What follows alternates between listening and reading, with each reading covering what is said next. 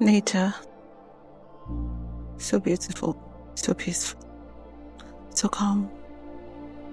Slowly, gradually, very slow, I am rediscovering who I am. Months ago, I found myself in the realization of showing up for people, especially people who weren't showing up for me. I went from being the strongest person in the room to being the weakest. Even when I complained about not being strong, people still felt that I was strong. It's so hard going from being the strongest to the weakest, but easier going from the weakest to the strongest. I became a shadow of myself. I didn't even recognize myself in the mirror. I drifted so far away from loved ones, friends. In fact, right now, I think I already have... I think that's what healing does. It cripples you into little pieces that you never even knew you could be crippled into. I lost balance. I lost track. My marriage was affected. Being a mother was affected. My job suffered. Most importantly, my spiritual life. I felt so guilty. I realized that I was mad at God. Mad that He had made me strong, and now all of a sudden I'm so weak, so confused. Heavy toll on my mental health, my physical health, my well-being, my emotional health, everything. And one of the ways it affected me was through my weight. I was gaining extra kgs like crazy every other week. I kid you not. By February, I was 98 kg. I couldn't even look at myself straight. I was irritated. My mental was declining. Nothing made me happy. I tried my best.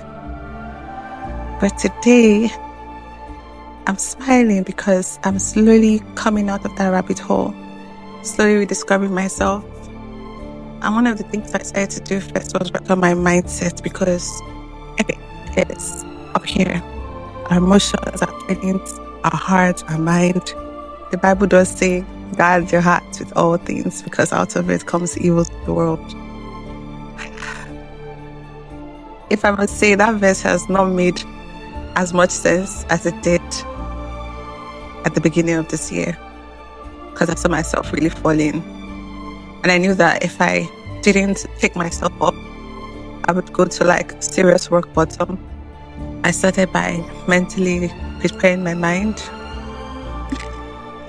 It's just emotional for me right now. I'm just trying not to cry as much. Like, I'm trying not to let any tears out, but also be like super vulnerable to you guys and for you guys. Wow. Oh my God. Yeah, so I told myself I could be more. I started working on my weight. Even when doctors told me that I couldn't lose weight because I had PCOS, I decided to defy the odds. And I started reading about calorie deficits. I started, and it took a lot of encouragement. My Smalley, as I call her at the office, will always encourage me and tell me every other week that, oh, you're losing weight, And I was happy, but still that wasn't enough. That's the thing about when you're like mentally broken. Me losing weight and okay, it just didn't still feel enough for me. And that's when I realized that, girl, you're still mad at God. You're mad at yourself. You're mad at everybody. You're mad at the situation. But see, if you're going to be mad at everybody, even yourself, there's one person you can't be mad at forever, and that's God. Because to actually take you from that pit hole, that rabbit hole that you feel so stuck in. So gradually, I decided to work on my spiritual life again. I also forgot to mention this. Going to church was no longer exciting for me. I just didn't like people there. I wasn't happy. I just, it's funny. When your spiritual life loses balance, everything just feels annoying to you. So I had to retract that back. I had to grow the feeling of loving going back to church, loving my leaders, loving everyone around me who would gently correct me. Even if they harshly corrected me on certain things, I had to learn how to re-love them again.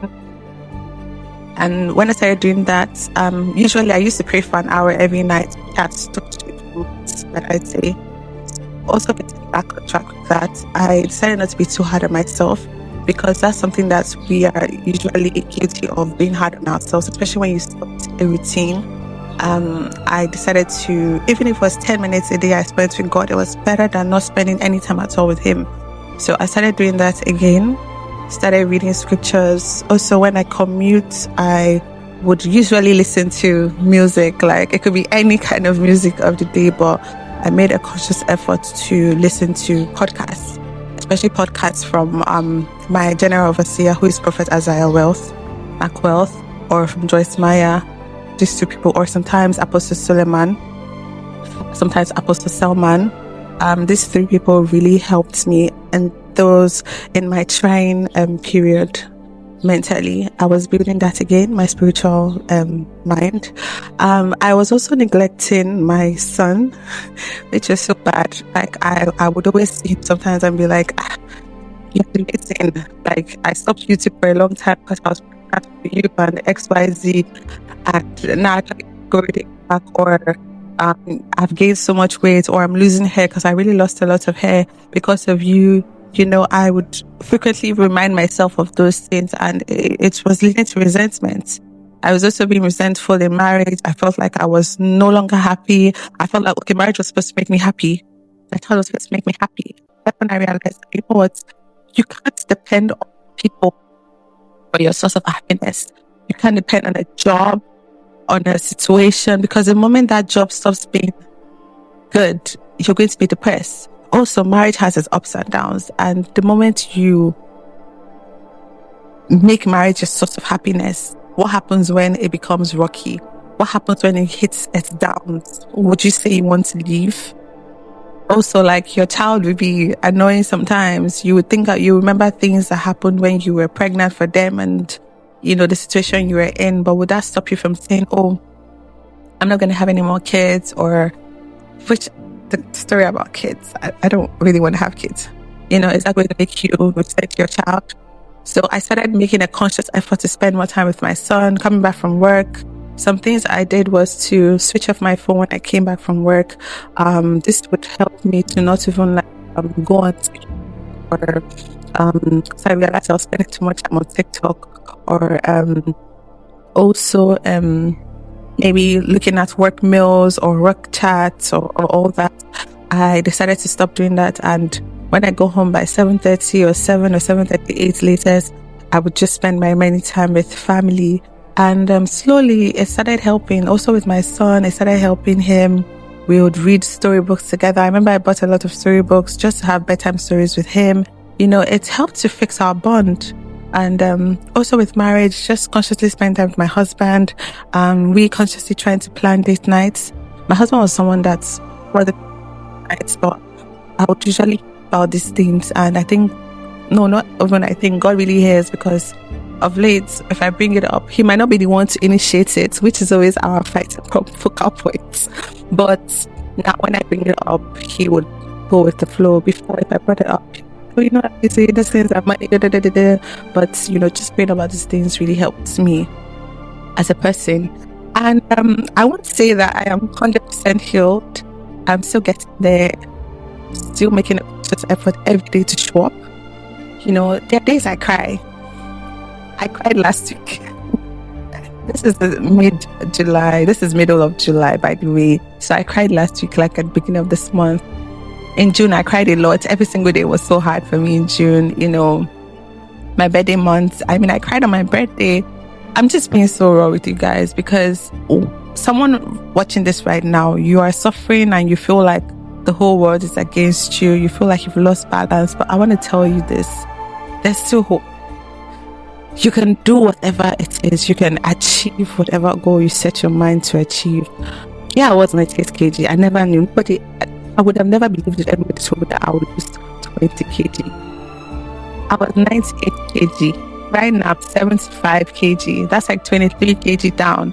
If anybody told me that, because as of me, I was 78 kg, so that's why I keep referring that I lost 20 kg in 3 months. But who would have thought? You know, and also being depressed. I didn't really think I could get out from that. But I did, by making a conscious effort and showing up for myself. It involved a lot of things, you know.